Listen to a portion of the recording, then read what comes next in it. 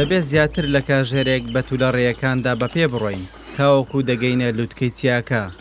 لەوێ پیاوێک بەتەنیا لە گوندێک دەژێ. ئەو گوندە دەکەوێتە نێودۆڵێک لە چیایەکی دەڤەری ئاکرێ. پێی دەگوترێت گوندی چالی، باشترە بڵێم گوندەکەی حاجی یوسف. ئەم گوندە بەهۆی شۆڕشی کوردانەوە بە تاوەتی وێران بووە. پیاوێک لەگەڵ هاوسەرەکەی بەتەنیا هاتوونەتە ئێرە و ئاوادانیان کردوتەوە. ئەو ماڵیان لێرە دروست کردووە. گوندەکەی حاجی یوسف دووجار بەهۆی بردومانی ڕژێمی بەعەس چۆڵ کراوە لە ساڵەکانی 1974 و 1988. زێبۆری کردۆسووت. بەڵام حاجی یوسف ئاوادانی کردوتەوە. لە دوای ڕاپەڕینەوە حاجی یوسف لەگەڵ هاوسەرەکەی بەتەنیا لەو گوندە دەژین. دو ساڵە ماوەشی من دەیکەوتی فێقیر وەرەقەت دەوڵەمەند بین زێبای شەقەوە بین ئەوروپایی سەری هەیبین دیچنە دایکی پۆلی خۆوای گرنە یاڵە تڕمپێلا دەرێم وەڵێ نامەت ئەس پێیچکۆندی دەوای چەویستن هەڤنێ سماق منە بڕە کەندروس ئەوروپیەکان گرێ من نۆیتەبە یەیەکی دی نۆیەکی نۆی سۆدە قیمەت گرتن سماق شۆندن ئەقڵی کەودە ئەقڵی کەودە.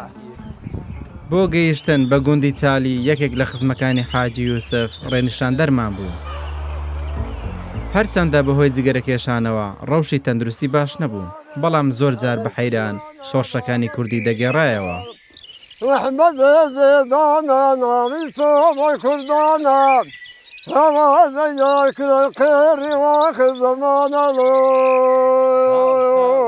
ئەو لە گوندەکەیدا کارەبا و رادیۆ و تەلەڤیزیۆن و مۆبایلی نییە، هیچ ئاگاداری شەڕی داعش نەبوو. کاتێک باسی ئەو شەڕەمان بۆ کرد دەیگوت ئەوە شەڕی کورد و عەرەبە.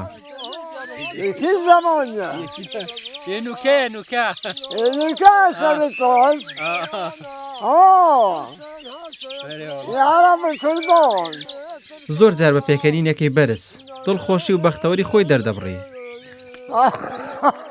ئەو زۆر دڵی بە ژیانی گوندەکەی خۆش بوو.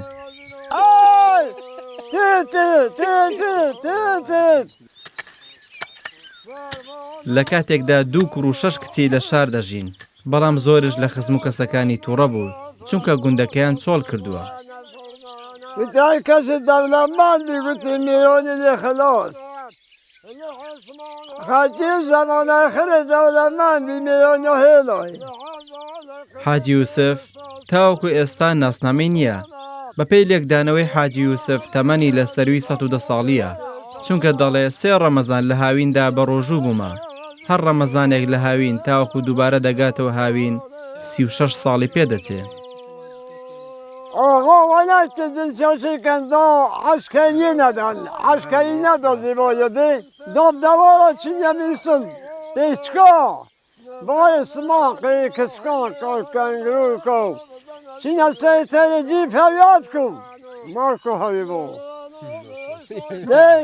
وێن عەشیرە زێبۆری چێکن. لە کاتی قسەکردن کیسە تووتنەکەی دەردەهێنا و جگەرێکی دادەگیرساند. من تەمەنم 28 ساڵە. حاجی یوسف 4 هێندەی من تەمەنی هەبوو، بەڵام کە پێکەوە لەسەر چیا دەڕۆیشتێن ئەو بەردەوام لە پێشمانەوە بوو. حاجی یوسف بە دەگمەن دەچێتە نێو ئاوەدانی. ئەو دەڵێت هاوڕێکانم نەماوە لەگەڵ کێ قسە بکەم، تەنانەت خۆی لە شار پێغەریبە. قسەکردنی ئێستای پێسێرە و دەڵێت وشە و زاراوەکان گۆڕانکاریان بەسەردا هەتووە. زمانی قسەکردنی خەڵکی پێنامۆ بوو. ئۆخمنان و کەژێکیتی عەرەبی نەزانی ئەستێنۆیم ئەدگەلتی بۆخم ئۆخم لەستێمە موسی بکەم کەس نەمایە. هێزی مانەوە و خۆڕاگری حاجی یوسف بەشی سەرەکی بۆ هاوسەرەکەی دەگەڕێتەوە. تەمەنی ئەوان زیاتر لە کچ و باوک دەچوو. ئەو ژنە زۆر خەمی منداڵەکانی بوو. دەیگوت ئەوان ئامادەنین لەگەڵ ئێمە لەو چۆلەوانیە بژین. پیردەوەردە خودێکیان شوڵە خودێکیان دەچم گەمەوێ نۆ بیرکە ئۆیا دڵێمە خۆشە بەلەکە بچکێک نکمە بۆ گەلا خۆش ببەلێ ئەم هەردەچێوێ خوددەینەیە کود تبل هەر دڕە خۆ بیت تبل هەر دڕە خۆ بی نەخوب لایکی بە چێنەوە بیت. حاجی یوسف لە گوندەکەی تەنیا سماقی هەیە. ساڵانە 4 ملیۆن دیناری لەو سماقە دەست دەکەوێت.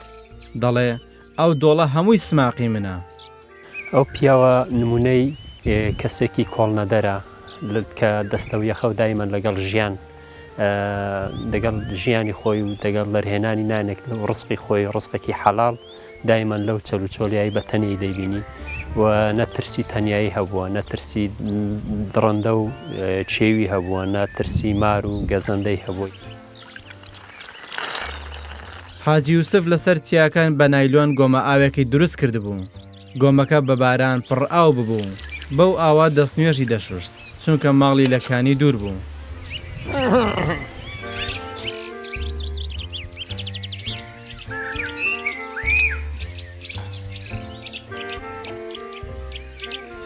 والله وبالله إني من يومي كرسمة نوم بوجرة نبيجي متبطلة.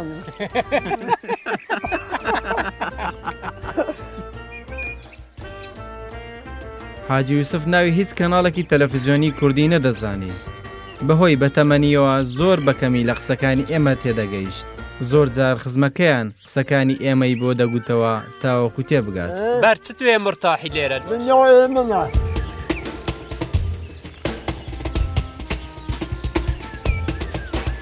حاجی یوسف و هاوسەرەکەی لێرە دوورن لە تەواوی تەکنەلۆژیا و شارستانیەتی نوێ. ئەوان لە جیاتی کارەبا و زەنگی مۆبایل بەیانیان لەگەڵ دەنگی کەڵەشێر و باڵندەکان لە خەو هەڵدەستن. سۆران بەهادین، ڕوودا و گوندی چالی دەڤەری